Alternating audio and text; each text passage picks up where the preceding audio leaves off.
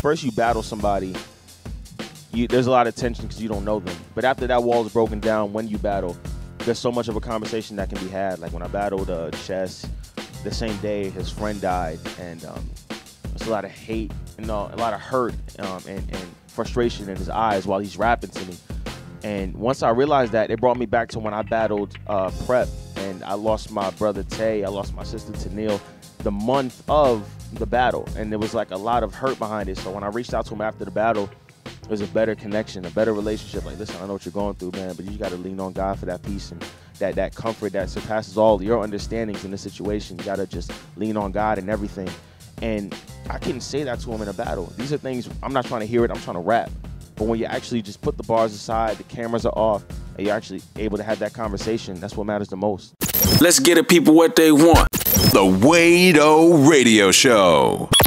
This interview is brought to you by our sponsor, Devin Turner. This MC and pastor is not only putting out great music, but he's doing phenomenal work in his community and abroad. Check out his new album, Luminary, available on all digital outlets. For more info, visit his website at devinturner.org.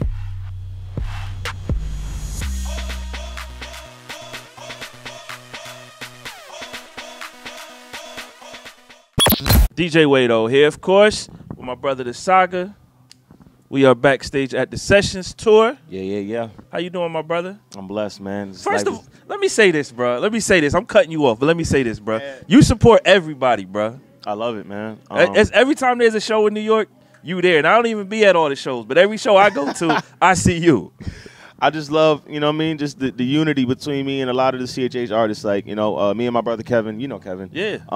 We're always constantly out, no matter where we are, status-wise or whatever, we're always front row at everybody's show, just, supporting art we believe in and what we feel is right. So we're always at all these shows. And even though we're in Jersey right now, like, we're always front row. You're going to catch me like the next fan right next to them. Hard. You know what I mean? Like going Rapping hard. the lyrics. Always. Yo, did you grow up listening to Christian rap? No. I mean, my mother gave me one Cross Movement album, and I can't even remember the name of it to help me. I know it was a blue album artwork or something like that. It was blue. So if that helps you out with anything, if you know it. I just remember track 8 because... What was the song? I can't even remember. You know what I mean? Because it was like, that was the only rap my mother would let me listen to. So it's kind of like, Mom, can you just... I don't want to listen to the worship. Can you just put on Cross Movement number 8, please, and just put on repeat? You know what I mean? But now, for the life of me, I can't remember it. But if I saw the album cover, I'll know. But yeah, man, I didn't really grow up listening to much CHH. I kind of adapted it more and learned more about it as I started to grow in the ministry. Sure. So, my boy Chris kind of put me on to... you got to listen to Richie Righteous. You got to listen to Malachi the Truth. You got to get on. Oh, you think that's cool? You got to listen to C Light. You got to listen to Lecrae, the Truth. You got to listen to Ambassador. And I'm like, oh wow, there's a lot I missed out on. So, you know what I mean? I regret not taking advantage of it while I was young, but now I can actually appreciate it more for what it's actually grown into now because of that. Yeah. At what point did you get saved? Like where were you at in your life, and what was kind of going on with you then, man? I've always been in a church. Yeah. Well, I can tell that if your mom was giving you Cross Movement CDs, Oh yeah, bro. listen, man. My grandfather was the pastor of a church. My mother was the worship leader. So I grew up in church, but my relationship with God didn't take a turn until I was about 18. Sure. At a youth service, and I really sat back and thought about everything that He really was able to save me from, that I was so unappreciative of, and sitting there like, God, I've been so stupid my whole life, not appreciating the blessings and things you've taken me from, and almost being paralyzed from birth, and hip surgeries and ankle surgeries, the doctor telling me I'm never going to walk again, and all these things, and I kind of just shrugged it off. It was like, oh, I was one of the lucky ones. Yeah, I didn't realize that or translate it as blessings, man. So 18, I kind of just, I was in the middle of a youth service at my church, just broke down and just like, you know what, God, let me just rededicate my whole life, everything I have to you. And yeah. I've heard you share that story before, but I wanted to ask you because, like, my story's similar. And there's so many of us that grow up in church but don't have the relationship. And I think a lot of times artists, ministers, it's almost like we forsake that part. Like, we almost think, like, that's not glamorous because we think, man, these kids come every week. They know the Lord. But in reality, that's not always the case. I mean, And I mean, we were fortunate enough to kind of realize it in a certain time of our lives. Some people don't really get to appreciate the blessings that they had until it's already long gone, or God forbid anything happens. And I think that's why it's so important that we share our testimony, to kind of let the next person know that, listen, no matter where you're in, no matter what time you're in, there's still a time for you to sit back, reflect, and think on God's goodness, and really turn away from things that you may have just rejected in regards to God. And I think it's super important that we all just recognize where God has taken us from and where God will take us with obedience. When did you start doing music in your life? I started doing music at 8 years old. Wow. But it wasn't on a, Were you rapping, or was it worship? I started off singing. Okay. I started off singing at 8 years old. And just being around my mother the whole time, I caught on to it. And just watching a lot of TV. I never really had vocal lessons. I just kind of emulated what I saw on TV. So your mom's a worship leader? Yeah, my mom's a worship leader. She was a worship leader for my church for 25 years. Wow. And, I started singing little songs here and there. But by 14, I picked up rapping. And my first ever song, I'll never forget, it's called Dreams Within. And it was about my niece who had passed away. And I'm bugging, not niece, second cousin. I apologize. I looked at her family like that. But she had passed away. She was about 4 months old, and it was something really struck me hard about that. And I wrote a song about her, and that was the first rap I ever wrote. I listen back to it every now and again to kind of humble me. It's wow, I came from terrible setups and flowing, not know how to breathe right on the record, to now where I know how to evoke the right emotion whenever I make a record. So it started at 14, really with the rap side of everything. But 8 years old. Striking that balance of singing, rapping. When did you figure out the right balance for you? Given that you were doing both so young. Yeah. I gave everything I had to music, singing when I first started. Right. I started rapping. It was around the time G Unit, 50 Cent, Kanye, College Dropout. So I totally left singing on the back burner. I'm you know what? I'm going to go full with rapping. So you was just bars. Just trying to bar everybody out, man. It was crazy. I still remember the first rap. You're still barring everybody out in a different way. But I was so into trying to find my sound based off everybody else that I left singing alone. But it kind of hit me around 16, 17 where I try to find that balance within maybe I'll sing on this hook. Or I'll do a bridge here, but just rap a little bit more. And I got to a point where I can comfortably sing on a record, maybe a little rap here and there, or I could just rap and a little bit of singing and just try to find a balance depending on the record. You know what I mean? It's interesting for me, man, because I found out about you as a battle rapper. Then I found out about your music, and it was so different. Yeah. You know what I mean? Very different. The first few things I was hearing, I was like, this is almost like a whole different person. Yeah. You know what I mean? I mean, I've always had a love and appreciation for battle rap since the 6th grade. I never knew how to approach it the right way because I thought Christian battle rap, I've never seen it before then. Yeah. So I'm just that sounds kind of corny to me. I don't want to become that, shove Jesus down your throat, and it just come off corny and people don't receive it. So I just had appreciation of it from afar. And when I went to college, I actually started battle rapping at 21 at my freshman year of college. What school? Five Towns College in Long Island. And, it started, ironically, me and my friend Angel, who's also a believer, he loves battle rap. We started the league together. And he was like, yo, why don't you rap against somebody? I'm like, nah, that's not what I want to do. I don't want to be Did you think of it as a league then? Or was it just kind of... I mean, it was just more so out of love. I just loved the culture. So when we came together to create that, and now it's a league. Yeah. It's called Bars, Battle Another Rapper Showcase. Yeah.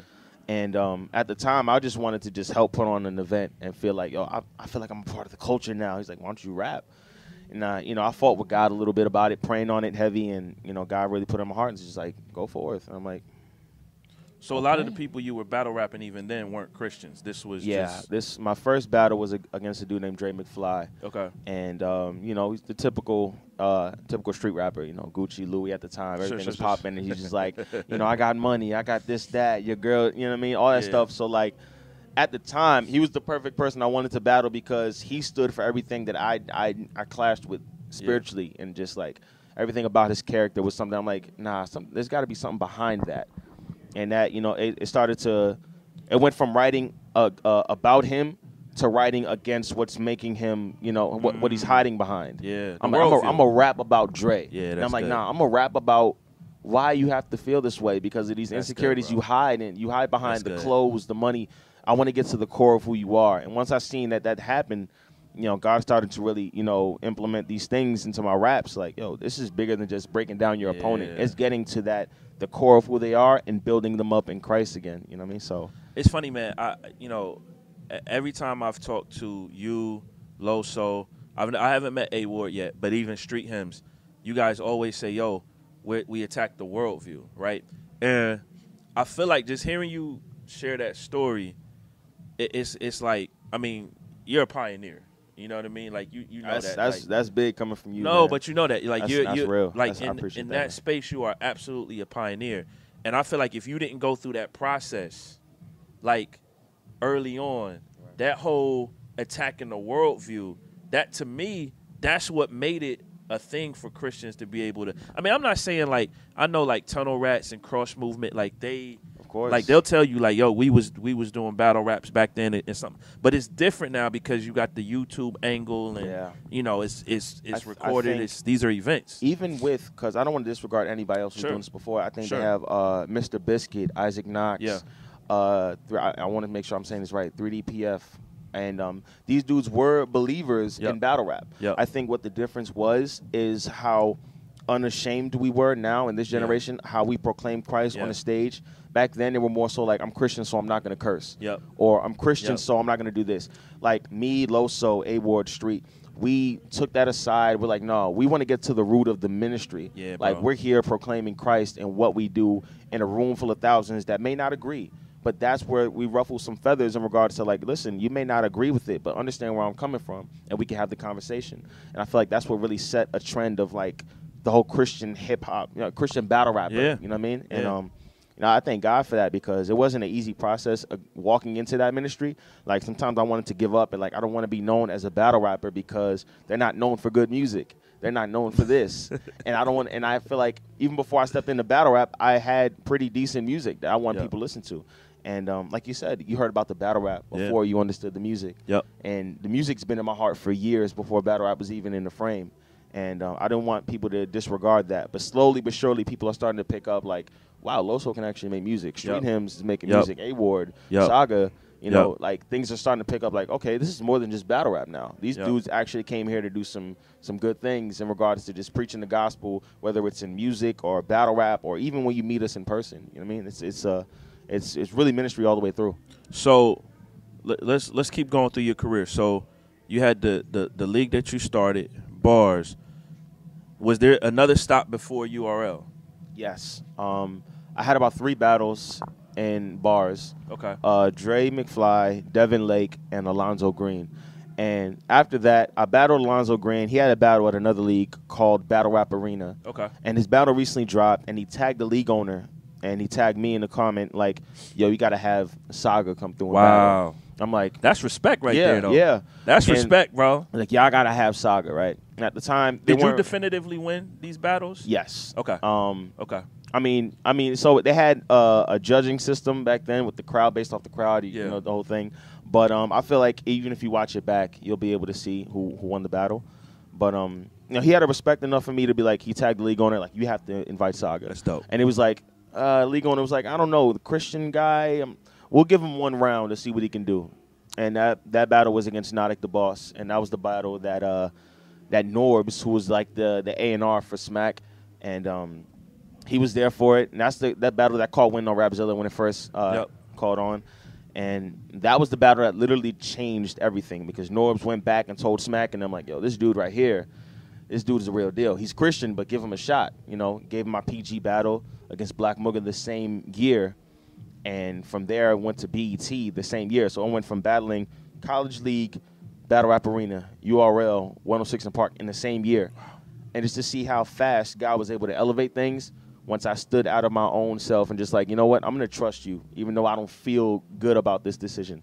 And it was like, yo, listen, the obedience is what I asked for, and I'm going to show you what you can do with this. And that's where it all started from there. So it was never. That's when it kind of became, okay, this could be like a real career for me. Yeah, I mean, I know a lot of battle rappers who can eat comfortably.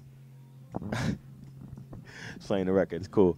But yeah, no, it was like, a lot of people can eat comfortably off battle rap. They can make a living off of battle rap.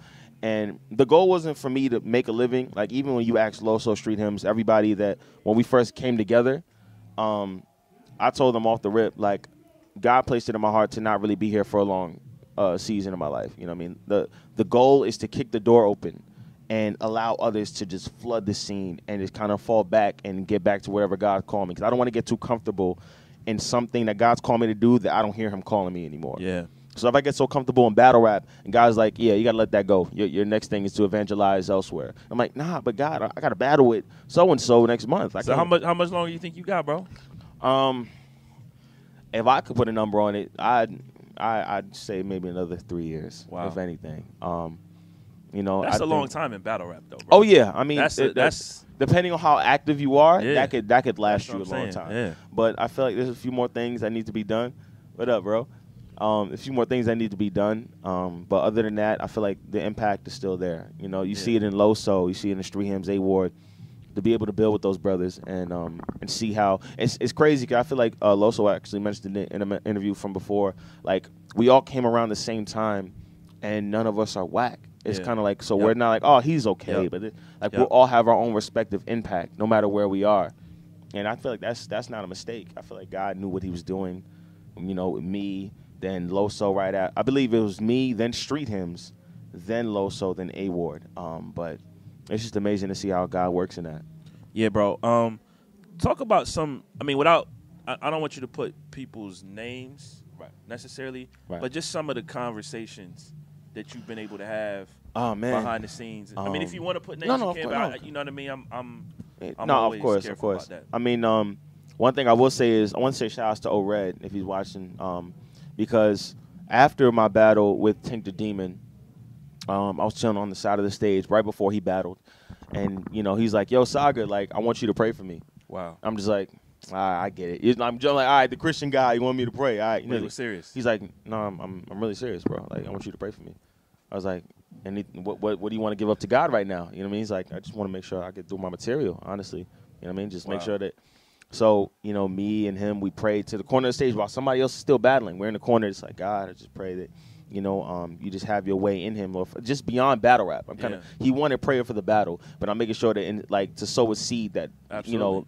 leaves battle rap, and he appreciated it so much, man. And it's like there's been a better relationship since, and little moments like that where first you battle somebody, there's a lot of tension because you don't know them, but after that wall is broken down, when you battle, there's so much of a conversation that can be had. Like when I battled Chess, the same day his friend died, and there's a lot of hate, a lot of hurt and frustration in his eyes while he's rapping to me. And once I realized that, it brought me back to when I battled Prep, and I lost my brother Tay, I lost my sister Tanil, the month of the battle, and there was like a lot of hurt behind it. So when I reached out to him after the battle, it was a better connection, a better relationship. Like, listen, I know what you're going through, man, but you got to lean on God for that peace and that comfort that surpasses all your understandings in this situation. You got to just lean on God and everything. And I couldn't say that to him in a battle. These are things, I'm not trying to hear it, I'm trying to rap. But when you actually just put the bars aside, the cameras are off, and you're actually able to have that conversation, that's what matters the most, Yeah, that's good, man. I think, one of the things I believe what you guys are doing is almost modeling for other believers how they can go into other places. Right. Maybe it's not battle rap, but it's your work, your school, a club, a bar, or whatever, and still be a light in those spaces. I mean, when you think about battle rap, you're talking about, on a small smack event, we're talking about 1,500 people. All right, bro. And to be in the midst of, weed, liquor, women, all these things, right? A normal Christian would look at that and be like, I don't want to step foot into that because I don't want to be tempted. But like the idea that we've adapted because of that is wrong, because those are the places we should be. Those are the places that we need to evangelize to, because we're the only chance of church that they'll see. We're the only representation of Christ, because they may have had church hurt in the past and they don't want to, oh, wow, you rap. Okay. Oh, you dress like I dress. Oh, these dudes, these pastors back in the day, they used to look at me funny. Like, okay, that was a wrong representation of what God can actually do. I'm here to let you know I dress like you, I talk like you. And I'm here to tell you that God can change. He can literally change your life. And it sounds cliche to people when they hear that first. But when they hear about things of suicidal thoughts, an addiction to pornography, which people have clowned me for before, but people really deal with addictions. People deal with these hurts. And suicidal thoughts, depression, addiction to pornography, all these things. And they're so scared to, express what they've been through. And I'm just so unashamed of my story because I wear those like badges of honor because I know where God took me from. And they see that and you're like, so what time your church service start? What time? Right. Like it's amazing to see what God can do when you're just able to just not be afraid of what you've been through in order to impact somebody else who's going through that, so. Pornography was definitely a thing for me too. How did you get through that? It's all about accountability. Yeah, bro. Yep. You can't do this by yourself. Yep. Even Christ recognized he couldn't do it by himself. Yep. He needed people. So if Christ needed people around him, what makes us think that we're any better? You know what I mean? Like I've had great brothers around me. My brother Kevin, brother Eli, everybody else in my life that I kind of just leaned on and kind of kept me, going. It's been amazing, just kind of just like realizing if I feel any urge to, act out or just, anything like that, it's kind of just like, all right, let me call my bro. Yo, what's going on, man? I need you to pray for me because I'm going through it right now. Or even when it came to suicidal thoughts or drinking and things like that, you call up somebody like, bro, I need you to pray for me because my flesh is saying one thing, but my spirit is saying another. I just need that affirmation that God is trying to just pull me away from that. And that's what matters. You cannot do it by yourself. A good community is always important. Yeah, we actually one of our affiliates is Covenant Eyes. And for those of you that don't know, Covenant Eyes is basically a program with built-in accountability. Right. So it monitors your web browser history. That's beautiful. It actually right there. blocks different websites right. from you. So if you're watching this and you're struggling with pornography, try Covenant Eyes. If you use my affiliate code, you get a month free. It's awesome. Wado Radio. That's awesome. That's great. And so yeah, man, I think this is one thing, and this is why I wanted to ask you about it, because addiction is one of those things that the devil wants to isolate you. Right. He doesn't like when you pull people in and you got accountability. Now it's not just you; right. It's the Lord. It's your peoples. Y'all all in this together. But when you're isolated, that's when he came for Jesus. When Jesus was isolated. The moments when you're alone with your thoughts, the moment that you're alone and you allow any whisper of doubt into your spirit is the moment that the devil could just like, oh, got him. Let's go. Right. Let's go. Right. You want to do this right quick. You want to smoke a cigarette real right. quick. You want to, whatever it is. And it's like those moments where you're isolated. That's when you need to seek that, whether it's from the Father himself, whether you're praying or whether, you're spiritually weak and you need to go to somebody who can keep you on track. And I thank God for the community that I had around me. It's no joke, being by yourself and feeling the feeling and thought of feeling alone. You know what I mean? It can do a lot to you. I asked Loso this. She was in the room when I did. Are you guys going to do this battle rap tour? Yes. Bless you. Me, Loso, Street, A-Ward, we've been planning this out for quite a while. And we're just trying to figure out the right ways of going about it. But the idea behind it. I got something for you off camera. Oh, awesome. I got something for you. But just going about it the right way, just trying to figure out the right format. Because I feel like it hasn't been done to this extent with battle rap and trying to incorporate, breakdowns and having sit-down panels with the people and answering questions and things that matter. And beyond battle rap, to show people it's not about us just going to these leagues and spitting bars. We want to come to our community as well to show y'all why y'all should support brothers of ourselves. Yep. You know what I mean? Like, and just really making it happen. So it's definitely in the works. And, God willing, we get that done as soon as possible. Yeah, that's good, bro. That's good. What's next for you musically on the music front, man? Oh, man.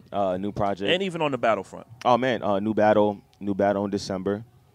I'm waiting for the trailer to drop on that. So it's definitely going to be amazing. I'm going to have fun with that. But on the music front, got a new project working on it called AOL. And it's an acronym for As of Late. Okay. But it's synonymous with the America Online theme. When you hear the project, you'll understand, like, I'm taking you through aspects of my life, good, bad, relationship issues, trust issues, my walk with God. so many things, and I feel like this is a big step from my last project, Loner. I dropped 4 years ago, and I've really sat with this project and really wanted to make it perfect. So AOL is the next move, and we're looking to drop that early 2018. Dropping singles within this year.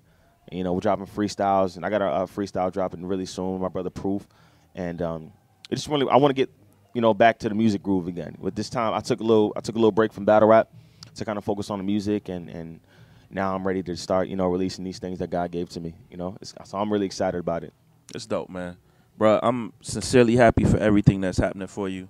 I feel like it couldn't happen to a better person, bro. Thank you, man. This is big coming from you, man, because, like, you know, to think about watching interviews with you and Kristen and you and Angie and Heesun, and, you know, to be able to share these experiences with you, the freestyle that we did at the Ja Rocket Studios, man, is like everything. It's humbling to, you know, share these moments with somebody I've respected.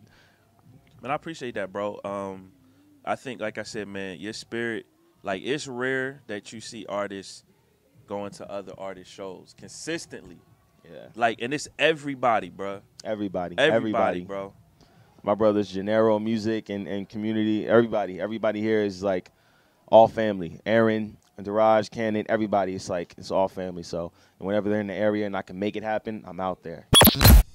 Hey, family, thank you so much for tuning in. Please make sure you hit the subscribe button, like this video, and leave us a comment. Would love to hear your thoughts on what we were just discussing. Also, if you want to book me for your next event, whether you got a concert, a party, a youth function, a corporate event, whatever it is, send us an email. It's booking@wadeoradio.com. I'd love to DJ your next event.